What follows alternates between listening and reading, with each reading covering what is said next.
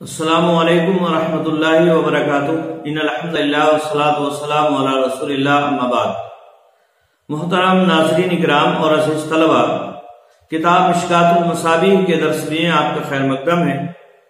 آج ہم باب المباشرہ کی فصل ثانی شروع کریں گے۔ چنانچہ مؤلف رحمہ اللہ نے پہلی حدیث حضرت عبداللہ ابن عباس رضی اللہ تعالیٰ عنہما کے حوالے سے بیان فرمائی۔ چنانچہ کہتے ہیں ابن عباس رضی اللہ تعالیٰ عنہما قال اوحی الی رسول اللہ صلی اللہ علیہ وسلم نساؤکم حرث لکم فاتوا حرثکم الآیہ اقبل وادبر واتق الدبر والحیضۃ، رواہ الترمذی وابو داؤد وابن ماجہ۔ حضرت عبداللہ ابن عباس رضی اللہ تعالیٰ عنہما سے مروی ہے، وہ کہتے ہیں اوحیہ الی رسول اللہ صلی اللہ علیہ وسلم۔ اوحیہ فعل مجہول ہے، وحی کی گئی اللہ کے نبی صلی اللہ علیہ وسلم کی جانب، اور اگر اسے معروف پڑھیں گے اوحا الی رسول اللہ صلی اللہ علیہ وسلم تو ایسی صورت میں اس کا فاعل اللہ رب العالمین ہوگا، یعنی اللہ رب العالمین نے وحی کی رسول اللہ صلی اللہ علیہ وسلم کی جانب۔ کیا وحی کی؟ نساؤکم حرث لکم، تمہاری بیویاں، نساء سے مراد یہاں بیویاں ہیں، تمہاری بیویاں حرث لکم، تمہاری کھیتیاں ہیں، فاتوا حرثکم، تو تم آؤ اپنی کھیتی میں جس طرح سے چاہو۔ الآیہ یعنی پوری حدیث، پوری آیت انہوں نے پڑھی، اور اس کے بعد بیان فرمایا اقبل، آگے سے آؤ، فعل امر ہے، آگے سے آؤ، وادبر، یا پیچھے سے آؤ، یعنی جمع کے وقت چاہیں آگے سے یا پیچھے سے، جس طرح سے بھی آنا ہو، جس طرح سے بھی جمع کرنا ہو کر سکتے ہو۔ واتق الدبر، اور دبر سے بچو، دبر سے بچو۔ دبر کہتے ہیں پاخانے کی جو جگہ ہے اس کو، تو اس سے بچو، یعنی اس میں جمع کرنے سے اپنے آپ کو بچاؤ۔ والحیضۃ، اور اسی طرح سے حالت حیض میں جمع کرنے سے بچو۔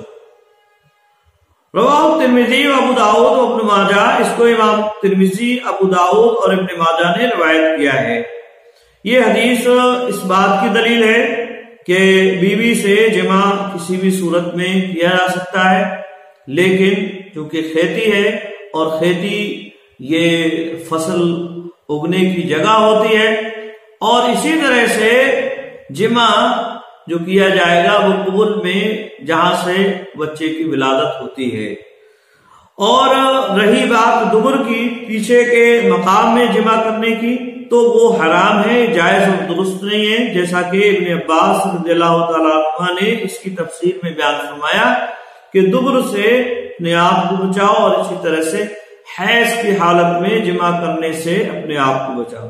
تو یہ حدیث اس بات کی دلیل ہے کہ دبر میں جمع کرنا یا اسی طرح سے حیض کی حالت میں جمع کرنا یہ جائز اور درست نہیں ہے، اور اس پر تقریباً ائمہ اہل سنت یا ائمہ مسلمین، یعنی اس پر تمام علماء کا تقریباً اتفاق ہے کہ حالت حیض میں یا اسی طرح سے دبر میں جمع کرنا یہ جائز اور درست نہیں ہے۔ اس کو امام ترمذی نے روایت کیا، ابو داؤد اور ابن ماجہ نے روایت کیا، تو یہ حدیث اس بات کی دلیل ہے۔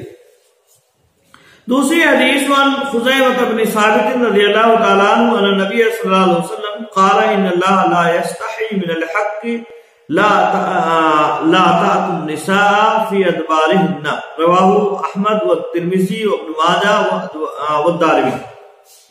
حضرت خزیمہ بن ثابت رضی اللہ تعالیٰ عنہ سے مروی ہے، وہ کہتے ہیں انا نبی صلی اللہ علیہ وسلم، نبی اکرم صلی اللہ علیہ وسلم نے ارشاد فرمایا، قال، آپ نے فرمایا، ان اللہ لا یستحی من الحق، بے شک اللہ رب العالمین حق بات سے نہیں شرماتا ہے، یعنی حق بات بیان کرنے سے اللہ رب العالمین نہیں شرماتا ہے۔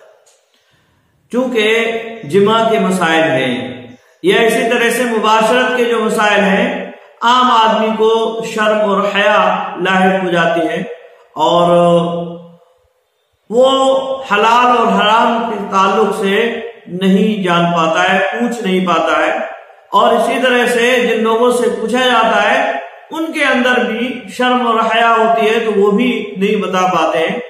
تو یہاں اللہ کے نبی صلی اللہ علیہ وسلم نے یہ وضاحت بیان فرمائی کہ حق بات بیان کرنا یہ شرم اور عار کی بات نہیں ہے، یہ تو اللہ رب العالمین کی سنت ہے۔ اللہ رب العالمین حق بات بیان کرنے سے نہیں شرماتا ہے، لہذا کسی اور کو بھی اس میں شرم اور عار سے کام نہیں لینا چاہیے۔ پھر ایک مسئلہ آپ صلی اللہ علیہ وسلم نے بیان فرمایا جو لوگوں کے درمیان شرم اور عار کا باعث ہے، چنانچہ فرمایا لا تأتوا النساء فی ادبارہن، کہ تم عورتوں کے پیچھے جمع نہ کرو۔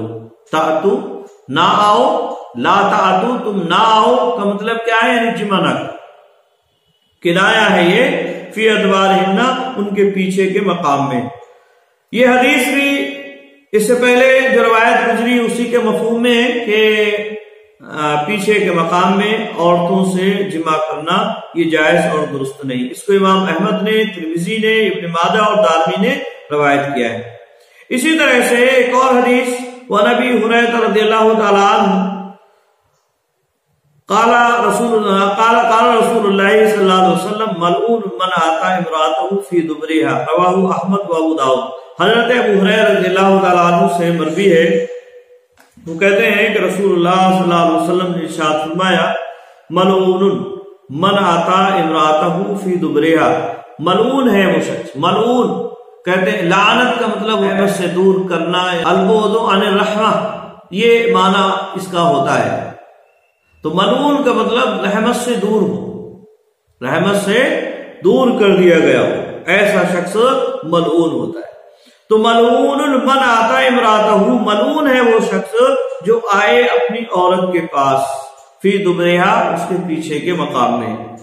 رواہ احمد و ابو داؤد، اس کو امام احمد اور ابو داؤد نے روایت کیا۔ تو یہ حدیث بھی اس بات کی دلیل ہے کہ بیوی کے پیچھے کے مقام میں جمع کرنا یہ لعنت کا سبب ہے، ایسا شخص ملعون ہے۔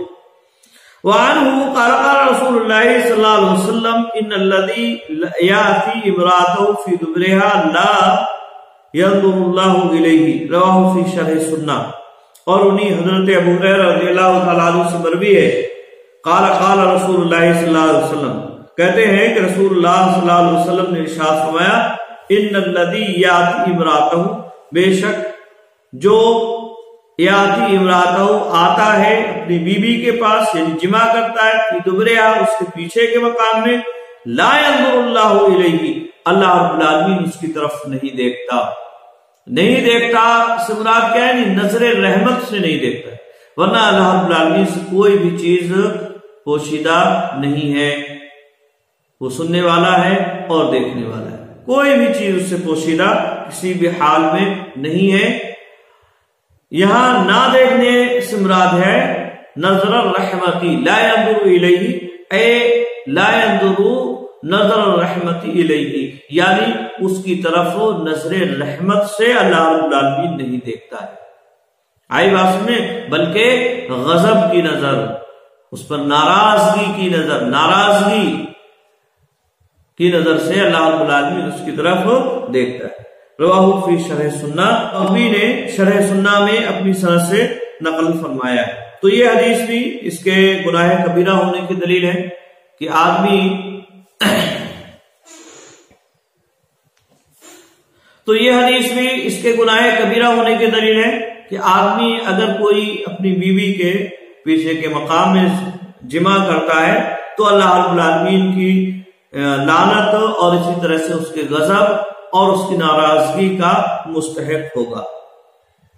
اسی طرح سے ایک اور حدیث وعن ابن عباس رضی اللہ تعالی عنہما قال قال رسول اللہ صلی اللہ علیہ وسلم لا ينظر اللہ الى رجل اتى رجلا او امرأة فی الدبر، رواہ ترمذی۔ حضرت عبداللہ ابن عباس رضی اللہ تعالی عنہما سے مروی ہے، وہ کہتے ہیں کہ اللہ کے نبی صلی اللہ علیہ وسلم نے ارشاد فرمایا لا ينظر اللہ الى رجل، العالمین نہیں دیکھتا ہے ایسے آدمی کی طرف جو آدمی کے پاس آئے یعنی اس سے جمع کرے، لواطت کرے، اور امراتن یا اسی طرح سے عورت سے جمع کرے فی الدبر اس کے پیچھے کے مقام میں۔ رواہ ترمذی، اس کو امام ترمذی نے روایت کیا۔ تو یہ حدیث بھی اس بات کی دلیل ہے کہ پیچھے کے مقام میں جمع کرنا عورت کے یہ جائز اور درست نہیں ہے، اللہ کی ناراضگی کا سبب ہے۔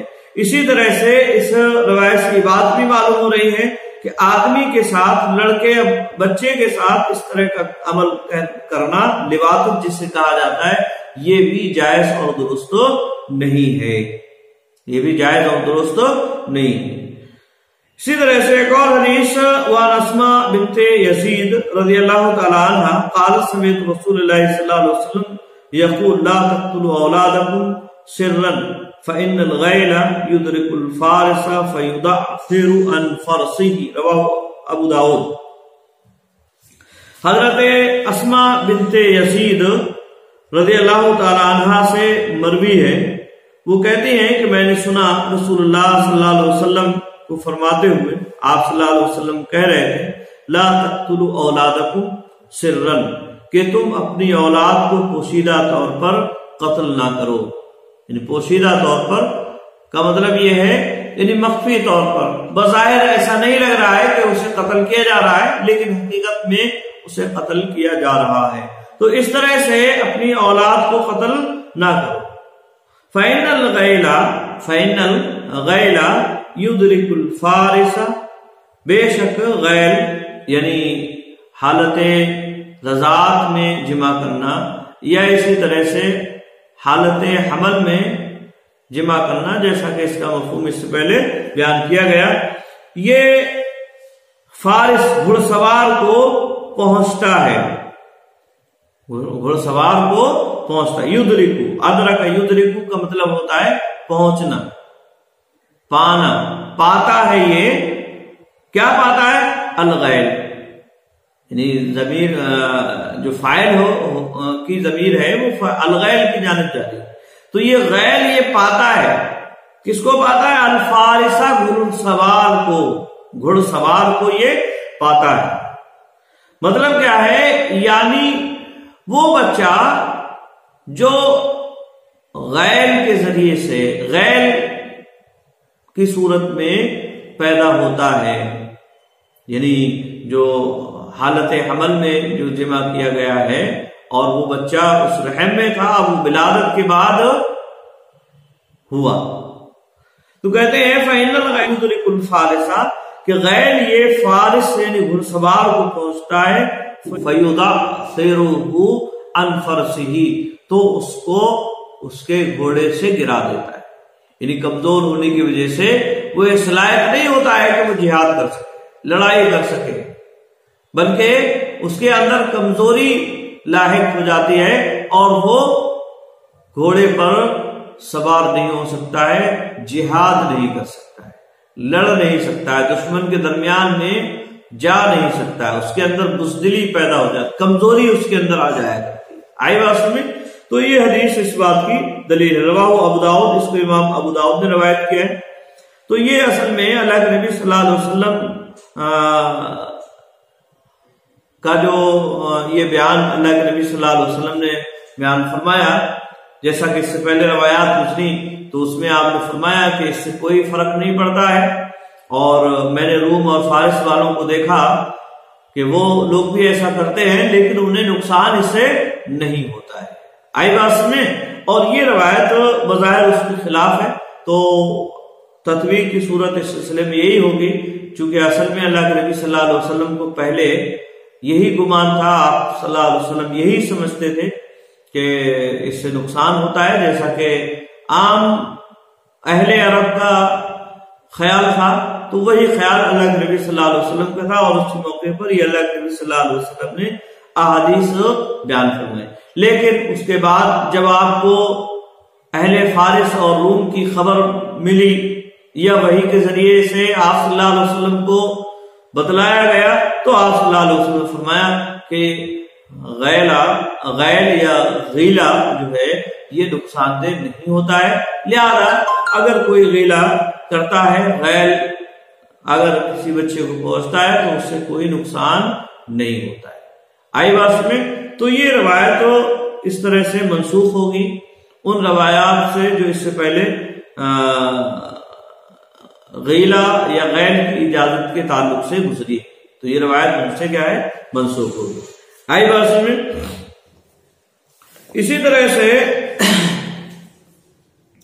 یہ فصل ثانی کی آخری حدیث تھی۔ فصل اول میں مؤلف رحمہ اللہ نے صرف ایک ہی حدیث یہاں بیان فرمائی ہے، چنانچہ کہتے ہیں وعن عمر بن الخطاب رضی اللہ تعالیٰ عنہ قال نہا رسول اللہ صلی اللہ علیہ وسلم ان یعزل عن الحرۃ الا باذنها رواہ ابن ماجہ۔ حضرت عمر بن خطاب رضی اللہ تعالیٰ عنہ سے مروی ہے، وہ بیان فرماتے ہیں کہ نبی صلی اللہ علیہ وسلم نے منع فرمایا ان یعزل، مجہول کا صیغہ ہوگا یعنی عزل کیا جائے، عزل کیا جائے، یہ معنی یعنی منع فرمایا آپ صلی اللہ علیہ وسلم نے کہ عزل کیا جائے عن الحرۃ، آزاد سے، آزاد یعنی وہ عورت جو آزاد ہے، حسب و نسب والی ہے، غلام نہیں ہے اور بیوی ہے، تو ان یعزل عن الحرۃ، آزاد سے عزل کیا جائے، اس سے آپ صلی اللہ علیہ وسلم نے منع فرمایا الا باذنها، مگر اس کی اجازت سے، مگر اس کی اجازت سے۔ رواہ ابن ماجہ، اس کو امام ابن ماجہ نے روایت کیا۔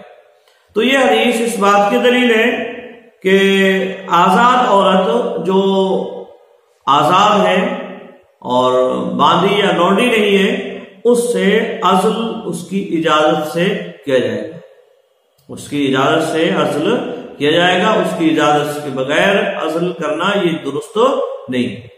اور لونڈی میں اجازت کی کوئی ضرورت نہیں ہے، کیونکہ مالک کو اس میں نقصان ہے کہ وہ ام ولد ہو جائے گی، حمل ٹھہر جائے تو ام ولد ہو جائے گی، اور ام ولد ہونے کی صورت میں اس کا بیچنا اس کے لیے جائز اور درست نہیں ہوگا۔ آئی بات میں؟